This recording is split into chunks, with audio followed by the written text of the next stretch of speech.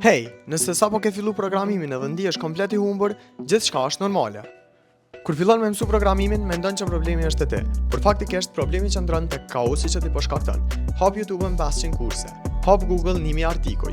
Njëri thot mëso HTML, tjetri thot mëso Python, e tjetri thot mëso Java. Cilin më ndëgju përpara?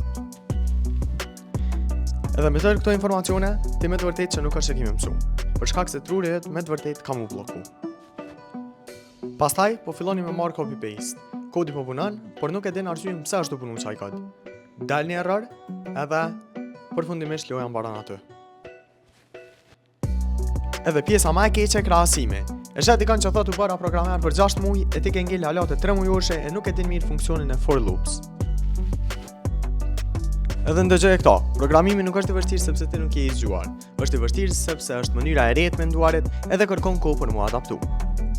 Nëse po ndihesh i humbur, jeni në rrugën e dur. Të gjithë kemi qenë aty. Mos u dorëzo. Bëj progres të vogël çdo ditë dhe do të përfitosh. Aplikoni për konsult falas në makerminds.org dhe bëni pjesë e rrugtimit për të bërë programer.